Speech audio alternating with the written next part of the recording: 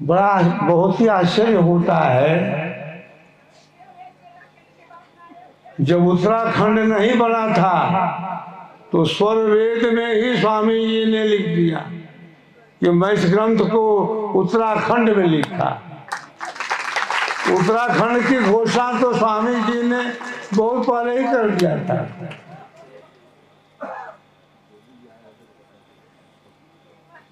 हरिद्वार के कुंभ में इसी उत्तराखंड के सूर्यशिखर आश्रम के नजदीक ही एक सेवक रहते थे जो साधु भक्त थे, साधुओं की सेवा करते थे, संत महात्माओं की सेवा करते थे। उनका नाम था बद्री सिंह। वो गए थे हरिद्वार कुंभ के अवसर पर।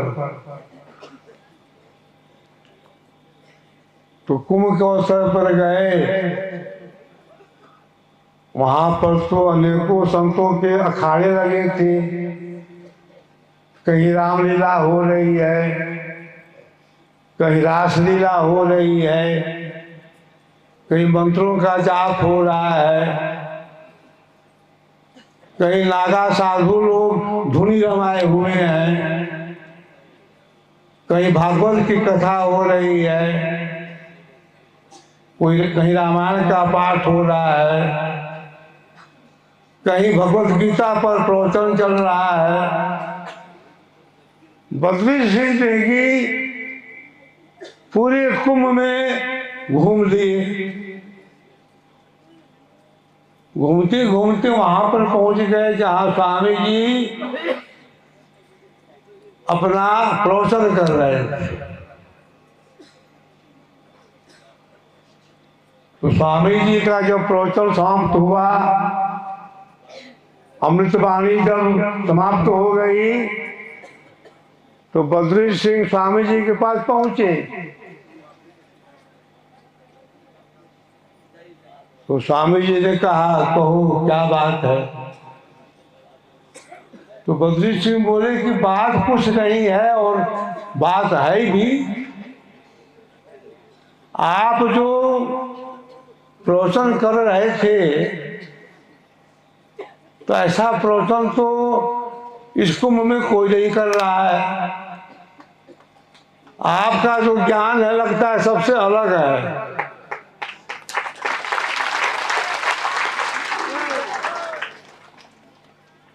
तो स्वामी जी ने उसको और नजदीक बुलाया और कहा कि देखो, एक हम पुस्तक लिखे हैं, उसका नाम स्वर वेद है, लेकिन वो पद्य में नहीं है, गद्य में। अब हमको गद्य से पद्य में करना है, और इसके लिए हमें एक एकांत स्थान चाहिए। तो बद्री सिंह ने कहा कि मेरे पास तो जगह है, पहाड़ पर है, बहुत ऊंचाई पर है, सभी लोग वहां पहुंच नहीं पाएंगे। स्वामी जी ने कहा कि मैं तो ऐसा ही स्थान खोज रहा हूं जहां एकांत हो, शांत हो, गुफा हो, कंदरा हो, पहाड़ हो, झरना हो, जंगल हो। बद्री सिंह ने कहा कि सब व्यवस्था मेरे पास है। स्वामी जी 1936 में आए थे यहाँ। स्वामी जी जो गुफा है किसी ने बनाया नहीं है, यह बनी हुई थी पहले से ही, नेचुरल है, इसका कोई निर्माण नहीं किया है, आज भी उसी रूप में है।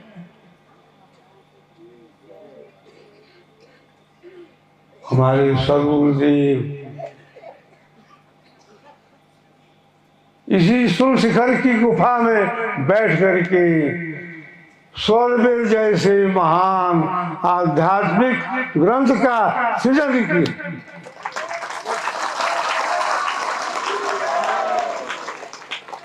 सदगुरुदेव कहते थे,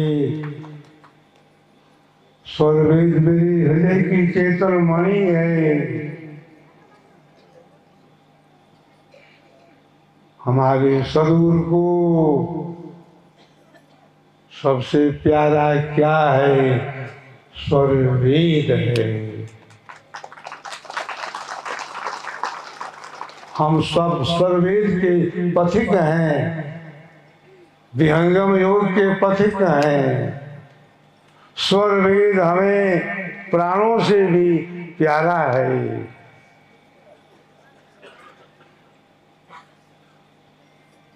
स्वर्वेद का प्रचार प्रसार हमें भूमंडल में करना है।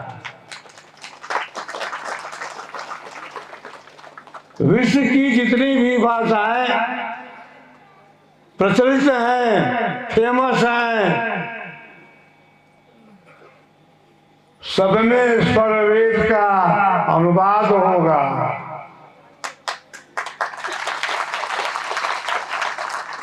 और अनुवाद का कार्य शुरू हो गया है। स्वर्वेद भाष्य का अनुवाद कई भाषाओं में हो चुका है। अब विदेशों की बारी आ गई है। इटालियन में, फ्रेंच में, रशियन में, अनेक भाषाओं में जो वहाँ की भाषाएं प्रचलित हैं, उनकी भाषाओं में स्वर्वेद भाष्य का अनुवाद होने वाला है।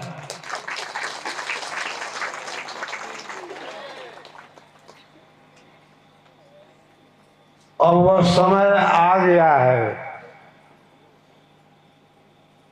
इस तरह के व्यक्ति भी सदगुरुदेव मेरे पास भेज रहे हैं, दे रहे हैं,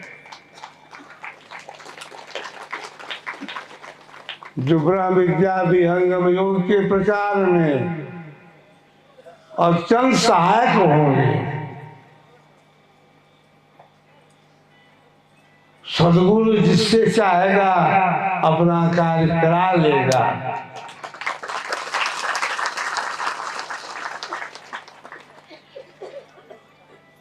सदगुरु की शक्ति को हम आप क्या समझ सकते हैं? मन बुद्धि वाणी के विषय से अलग है। हम तो पहले ही बोल दिए कि सदगुरु की पहचान वही करेगा जिसको सदगुरु चाहेंगे कि मेरा भक्त मुझे पहचान ले।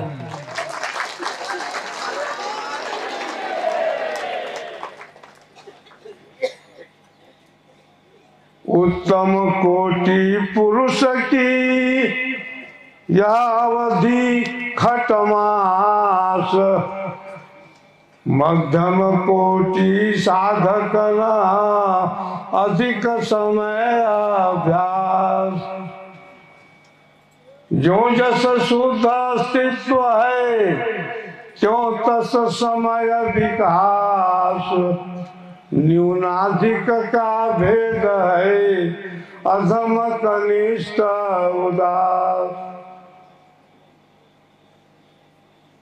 आज विश्व में कौन कहने वाला है कि योग की 5 श्रेणियां होती हैं?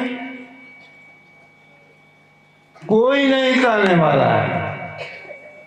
कहने वाले हमारे एकमात्र सदगुरु सदाफल देव जी महाराज हैं, जिन्होंने लिखा स्वर्वेद के अंदर पंचचिति है योग की, एक जन्म नहीं पाए। कोई कोई गुरु के लाल हैं, अंत महल पर जाए। प्रथम द्वितीय कोई तृतीय में, छित चतुर्थ कोई पाए, धीर वीर कोई हंस है, अंत महल पर जाए। एक जन्म दो जन्म में करत योग अभ्यास, जन्म अनेक उत्थान में जीवन मुक्ति पद भाग। सुरभीर के अंदर साधकों की कोटियां बताई गई हैं। उत्तम है, मध्यम है, कनिष्ठ है, अधम है, अधमाधम भी है। तो हम सभी उत्तम कोटि के जिज्ञासु बनने का प्रयास करें। सद्गुरु की कृपा सबके ऊपर है, चाहे आप उत्तम कोटि के हो चाहे अधम कोटि के हो। सद्गुरु की दृष्टि सबके ऊपर एक समान है। सद्गुरु हम सबको देख रहे हैं, हमारी क्या आसक्ति है, किसमें आसक्ति है, हम क्या चाहते हैं, हमारी साधना की क्या स्थिति है। सद्गुरुदेव 1954 में महाकुंभ के अवसर पर अपनी पर्णकुटी में विराजमान थे।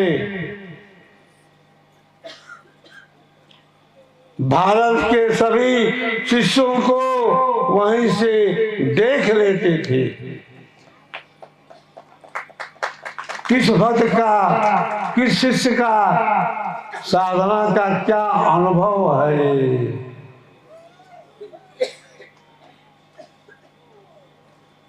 सद्गुरुदेव के समय में भारत के अंदर शिष्यों की संख्या 10,000 थी और सद्गुरु सबको देख लेते थे।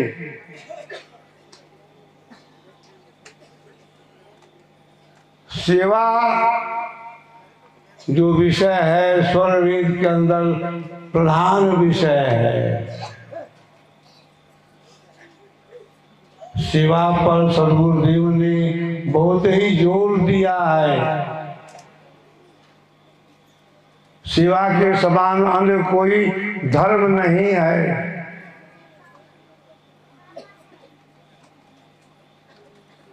लेकिन सेवा भी उसी से होती है जिससे सद्गुरु चाहता है।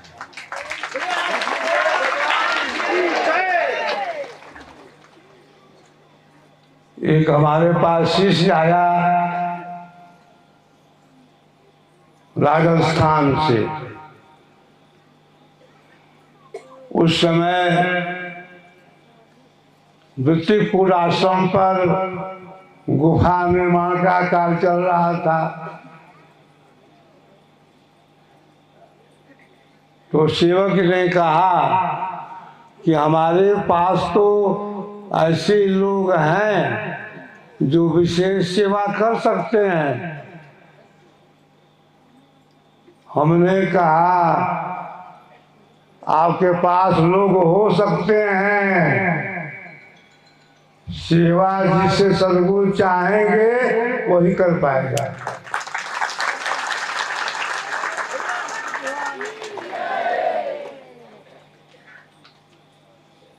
सेवा का प्रकार भी कई तरह का है। धन का या मन वचन से, संत परम गुरु से, आरत दीन अधीन अनुगामी गुरुदेव। सेवा शरीर से होती है, मन से होती है, वाणी से होती है और धन से भी होती है। सेवा के कई प्रकार हैं। हमारे जो भी सदगुरु के भक्त हैं, शिष्य हैं, प्रेमी हैं, सभी अपने अपने ढंग से सदगुरु की सेवा में लगे हैं।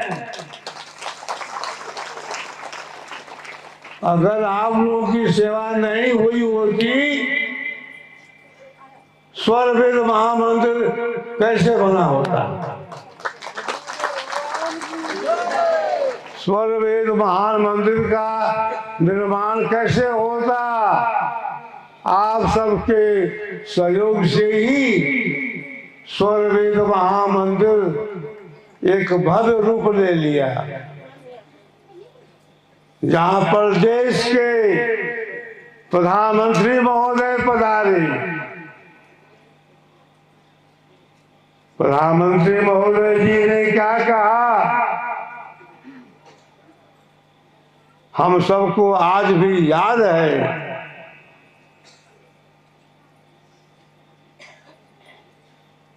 प्रधानमंत्री महोदय के वचन क्या थे? मैं सदगुरु सदाफल देव जी महाराज की आध्यात्मिक उपस्थिति को प्रणाम करता हूँ।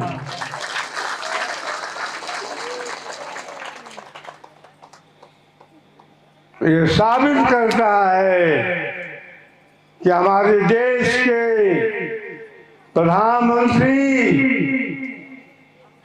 नरेंद्र मोदी जी केवल मोदी जी नहीं है, योगी जी भी हैं।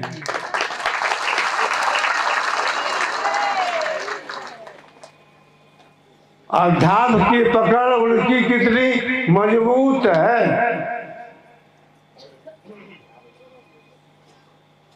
हमारे देश स्तर के जो भी विशेष पुरुष हैं,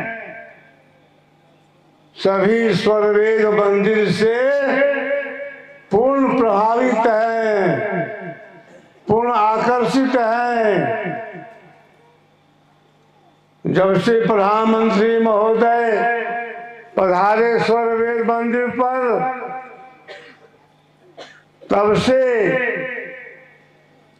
भक्त शिष्यों की भीड़ बढ़ने लगी, और भक्त शिष्य जब आगे बढ़े तो जनता पब्लिक भी पीछे पीछे आती गई। स्वर वेद मंदिर पर पहले जब प्रधानमंत्री महोदय नहीं पधारते थे, नहीं पधारे थे, संख्या कितनी थी? 400, 500, 800। आज संख्या क्या है? प्रतिदिन 5000, 6000 लोग आ रहे हैं।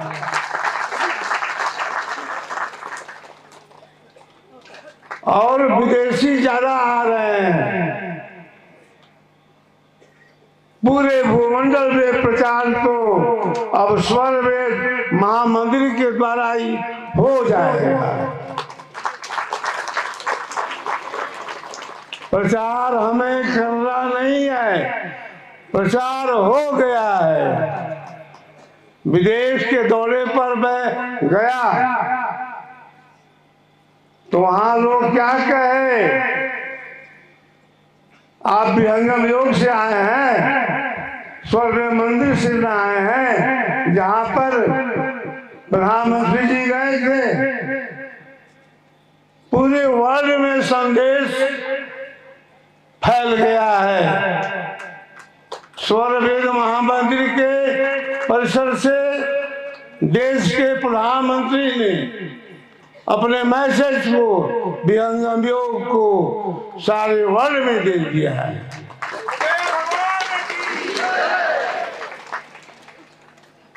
हमारे उत्तर प्रदेश के मुख्यमंत्री महोदय भी पीछे नहीं है। ये भी स्वर वेद मंदिर की चर्चा देश में तो करते ही हैं, विदेशों में भी अपनी बात कहते रहते हैं विहंगम योग के विषय में। अभी 2 मास पहले की बात है, प्रधानमंत्री महोदय जी के पास एक संप्रदाय के गुरु पहुंच गए